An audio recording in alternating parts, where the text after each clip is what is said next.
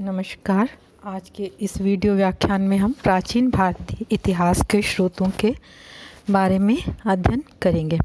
प्राचीन भारतीय इतिहास के संबंध में यह एक भ्रांत धारणा है कि प्राचीन भारतीयों में इतिहास लेखन बुद्धि का अभाव था और इसीलिए उन्होंने कभी इतिहास लेखन की ओर गंभीरतापूर्वक ध्यान ही नहीं दिया और इसी कारण प्राचीन भारत में कोई इतिहास ग्रंथ नहीं लिखा गया।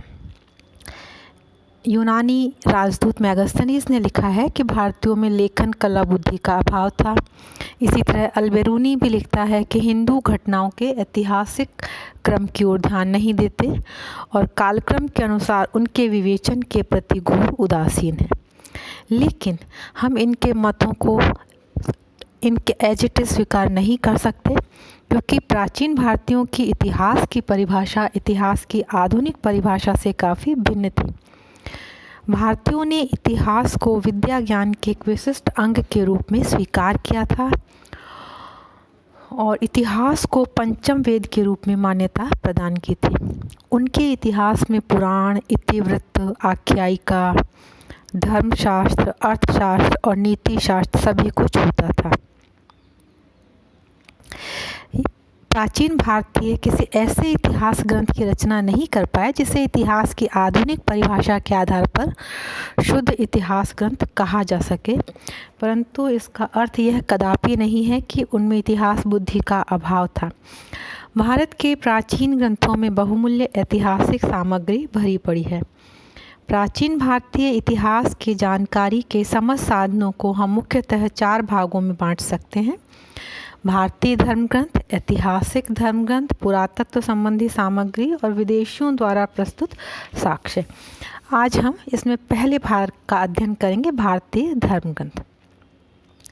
भारत प्राचीन काल से ही एक धर्म प्रधान देश रहा है। जीवन के सभी पहलुओं पर धर्म का प्रभाव था। धर्म के सर्वव्यापी महत्व के कारण प्रचुर मात्रा में धार्मिक ग्रंथ लिखे गए।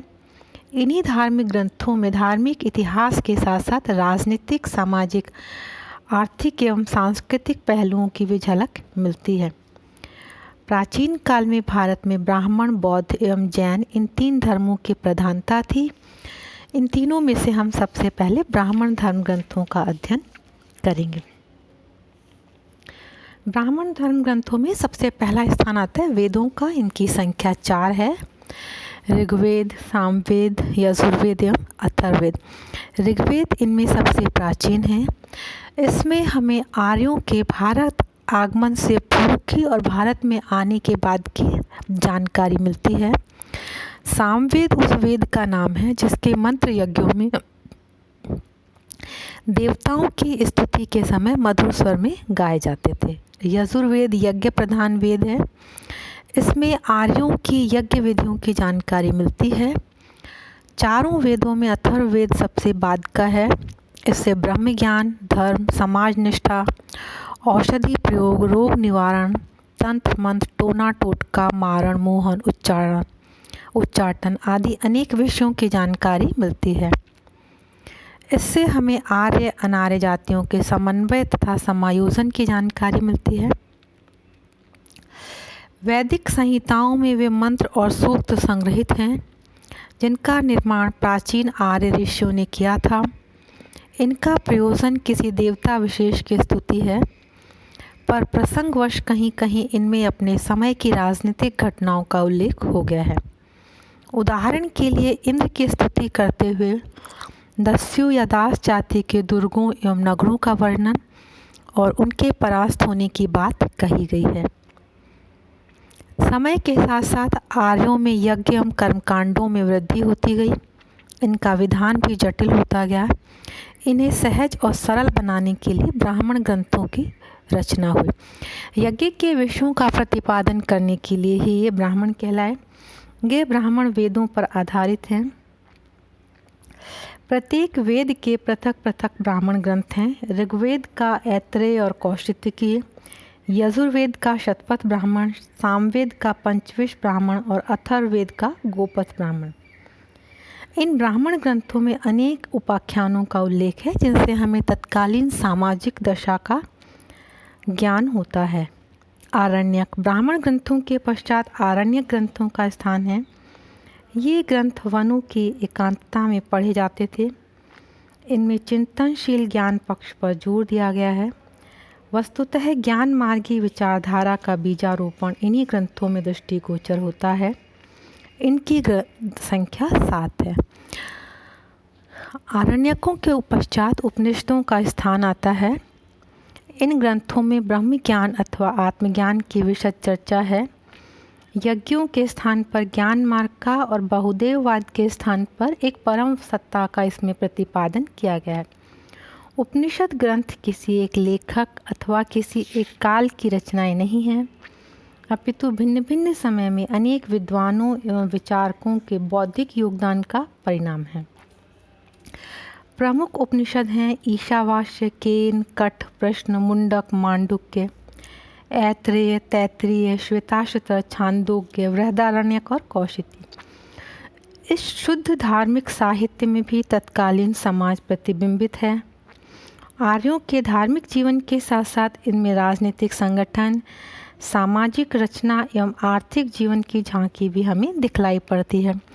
उपनिषदों के पश्चात वेदांग का स्थान आता है। वेदांग 6 हैं: शिक्षा, कल्प, व्याकरण, निरुक्त, छंद एवं ज्योतिष। ये सब वेदों के अंग समझे जाते हैं और वेदों को ठीक से समझने के लिए शुद्ध उच्चारण करने एवं यज्ञों के विधान को समझने में सहायक हैं। सूत्र ग्रंथों का कर्मकांड से संबंध होने के कारण ब्राह्मण एवं आरण्यक ग्रंथों से सीधा संबंध है। इनकी संख्या 3 है: श्रौत सूत्र, गृह्य सूत्र और धर्म सूत्र। गृह्य सूत्र में गृहस्थ के दैनिक जीवन में संपन्न होने वाले संस्कारों, कर्मकांडों और कर्तव्यों का उल्लेख है। साथ ही कृषि, गृह निर्माण, तालाब या कुओं का निर्माण आदि से संबंधित प्रथाओं एवं उत्सवों का उल्लेख है। साथ ही अनेक प्रकार के अपशकुन, उनके निवारण के लिए तंत्र मंत्र आदि का भी उल्लेख है। धर्म सूत्रों का क्षेत्र परंपरागत विधि नियम था। इनमें राज्य और मनुष्य के पारस्परिक संबंधों का उल्लेख और जाति और आश्रमों का विशद विवेचन है। स्मृति साहित्य, स्मृतियों में मनुष्य के संपूर्ण जीवन के विविध कार्यों के नियमों और निषेधों का उल्लेख मिलता है। स्मृतियों में तत्कालीन सामाजिक संगठन, सिद्धांतों, नियमों, प्रथाओं, रीति रिवाजों आदि की महत्वपूर्ण जानकारी मिलती है। वस्तुतः प्राचीन भारत के सामाजिक इतिहास की अधिक से अधिक जानकारी हमें इन्हीं से उपलब्ध होती है। प्रमुख स्मृतियाँ हैं मनुस्मृति, याज्ञवल्क्य स्मृति, नारद स्मृति, बृहस्पति स्मृति और पाराशर स्मृति। ब्राह्मण धर्म ग्रंथों में ही महाकाव्यों का भी स्थान है। 2 प्राचीन महाकाव्य हैं, रामायण और महाभारत। इनमें उस समय की राजनीतिक स्थिति, भौगोलिक दशा, संस्कृति, समृद्धि और रहन सहन आदि का विशद विवरण प्राप्त होता है। ब्राह्मण धर्म ग्रंथों में हम सबसे आखिरी में पुराणों को भी ले सकते हैं। इनकी संख्या 18 है। पुराणों में हमें बहुत महत्वपूर्ण ऐतिहासिक सामग्री प्राप्त होती है। इनमें अति प्राचीन काल से धर्म, इतिहास, सृष्टि और प्रलय, आख्यान, विज्ञान आदि का वर्णन है। पुराणों में 5 बातों का वर्णन है: सृष्टि की उत्पत्ति, प्रलय, काल के विविध मनवंतर कौन से हैं, इन विविध मनवंतरों में किन वंशों ने शासन किया और इन वंशों व राजाओं के चरित्र क्या थे।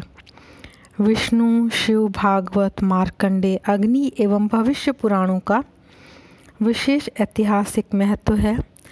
इनमें शिशुनाग, नंद, मौर्य, शुंग, कण्व, आंध्र, गुप्त आदि राजवंशों की वंशावलियाँ भी मिलती हैं। यद्यपि पुराणों का विवरण प्रायः अस्पष्ट है, पर यदि इसका ठीक तरह से अध्ययन करके निष्कर्ष निकाला जाए तो हमें भारत के प्राचीन राज्यों, उन पर शासन करने वाले राजवंशों और राजाओं के बारे में अच्छी जानकारी प्राप्त हो सकती है। अब हम देखते हैं बौद्ध धर्म ग्रंथ। इनमें बौद्ध धर्म ग्रंथों में सबसे महत्वपूर्ण स्थान है पिटक ग्रंथ। त्रिपिटक जिन्हें कहा जाता है, विनय पिटक, सुत्त पिटक और अभिधम्म पिटक। इनमें विनय पिटक संभवतः सबसे पुराना है। इसमें भिक्षु भिक्षुणियों के संग तथा उसके दैनिक जीवन संबंधी आचार विचार, विधि निषेध एवं यम नियम आदि का संग्रह हुआ है।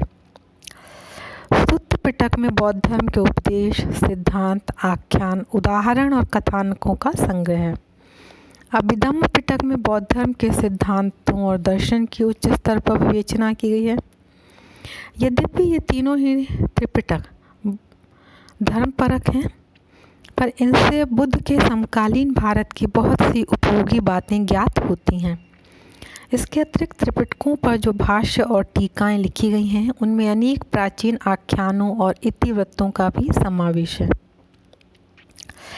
त्रिपिटक के बाद जातक ग्रंथ हैं। जातकों में महात्मा बुद्ध के पूर्व जन्म की काल्पनिक कथाएं हैं, लेकिन वे समकालीन समाज का सुंदर चित्र हमारे समक्ष प्रस्तुत करती हैं। साथ ही उस युग के अनेक राजाओं का इतिहास भी कहीं कहीं प्रसंगवश दे दिया जाता है। मौलिक जो जातक ग्रंथ है वह लुप्त हो गया है, पर इन पर लिखी गई एक टीका जातक ठट्ठवर्णा से हमें इनके बारे में पर्याप्त जानकारी मिलती है। इन जातक ग्रंथों में बौद्धकालीन भारत की सामाजिक, आर्थिक, धार्मिक और राजनीतिक दशा की महत्वपूर्ण जानकारी प्राप्त होती है। पाली ग्रंथ। इतिहास निर्माण में पाली ग्रंथों में तीन विशेष उल्लेखनीय हैं: मिलिंद पन्हो, दीपवंश और महावंश। मिलिंद पन्हो में यूनानी नरेश मिनेंडर और बौद्ध भिक्षु नागसेन के ऐतिहासिक मिलन और वार्ता का वर्णन है। दीपवंश और महावंश ये दोनों लंका के प्राचीन क्रमबद्ध इतिहास हैं, परंतु इन दोनों में ही भारतीय इतिहास की बहुत सी महत्वपूर्ण बातों का वर्णन भी मिलता है। दीपवंश की रचना 4वीं-5वीं शताब्दी में अट्ठ कथाओं के आधार पर हुई थी। यह लंका का सबसे प्राचीन इतिहास है। इसमें अशोक तथा उसके वंश का वृत्तांत भी दे दिया गया है। दीपवंश के प्रायः 150 वर्ष बाद महावंश की रचना हुई। इसके लेखक का नाम महानाम था। इसमें भी लंका के प्राचीन इतिहास को लिखते हुए अशोक तथा उसके वंशजों और भारतीय बौद्ध आचार्यों के विषय में भी परिचय दिया गया है। यद्यपि इनमें बहुत सी कल्पित और अतिरंजित घटनाएं हैं, लेकिन फिर भी हमें कुछ ऐतिहासिक घटनाओं के इनमें दर्शन हो जाते हैं। पाली ग्रंथों के अतिरिक्त संस्कृत में भी बौद्ध ग्रंथ लिखे गए थे। इनमें महावस्तु, ललित विस्तार, बुद्ध चरित्र, सौंदरानंद आदि हैं। महावस्तु में बुद्ध का जीवन चरित्र है। मूलतः हीनयान संप्रदाय का ग्रंथ है, परंतु इसमें महायान संप्रदाय की विशिष्टताएं भी प्रवेश कर गई हैं। ललित विस्तार में बुद्ध को दैवी शक्ति के रूप में स्वीकार कर अद्भुत कर्मों से युक्त उनका जीवन वृत्त अंकित किया गया है। कनिष्क के समकालीन महाकवि अश्वघोष की रचनाओं में बुद्ध चरित्र और सौंदरानंद काव्य विशेष उल्लेखनीय हैं। इन रचनाओं में महाकवि ने बुद्ध के जीवन तथा सिद्धांतों का उल्लेख किया है। दिव्यावदान नेपाल से उपलब्ध हुआ है। इसके लेखक का नाम अब तक ज्ञात नहीं हो सका। इसमें बहुत सी प्राचीन बौद्ध कथाएं संग्रहित हैं, जिनमें से अनेक का संबंध भारत के प्राचीन राजाओं के साथ है। इसमें अशोक के उत्तराधिकारियों से लेकर पुष्यमित्र शुंग के समय का वर्णन ऐतिहासिक दृष्टि से महत्वपूर्ण है। मंजूश्री मूल कल्प में मौर्यों के पूर्व से लेकर हर्ष के समय तक की राजनीतिक घटनाओं का बिखरा हुआ वर्णन मिलता है। बौद्ध साहित्य के समान ही जैन साहित्य भी प्राचीन भारतीय इतिहास के अनुशीलन के लिए अत्यधिक उपयोगी सामग्री उपस्थित करता है। ईसा की पहली शताब्दी से लेकर 6वीं शताब्दी तक के काल में अनेक ग्रंथ, जिनमें परिशिष्ट पर्व, भद्रबाहु चरित्र, जैन आगम ग्रंथ, व्याख्या एवं टीकाएं उपलब्ध हैं। ऐतिहासिक दृष्टि से परिशिष्ट पर्व महत्वपूर्ण ग्रंथ है। इसके लेखक आचार्य हेमचंद्र सूरी हैं। प्राचीन इतिहास के संबंध में जो भी आख्यान, गाथाएं और अन्य वृत्तांत जैन साहित्य में विद्यमान थे, उन सब को इस ग्रंथ में संग्रहित कर दिया गया है। भगवान महावीर के समय के राजाओं तथा अन्य जैन सम्राटों के संबंध में इस ग्रंथ में बहुत सी उपयोगी बातें ज्ञात होती हैं। भद्रबाहु चरित्र में प्रसिद्ध जैन विद्वान भद्रबाहु तथा चंद्रगुप्त मौर्य से संबंधित घटनाओं का उल्लेख मिलता है। जैन धर्म ग्रंथों में जैन आगम ग्रंथों का महत्व सबसे अधिक है। जैन आगम 12 अंगों में विभाजित हैं, जिनमें जैन भिक्षु के आचार संबंधी नियम, महावीर स्वामी के जीवन वृत्त, क्रियाकलापों का और किसी अंग में विरोधी मतों का है। किसी में महावीर स्वामी की शिक्षाएं हैं, किसी में उपासक जीवन के विधि निषेध और आचार विचार हैं, तो किसी में भिक्षुओं के निर्वाण प्राप्ति का उल्लेख है।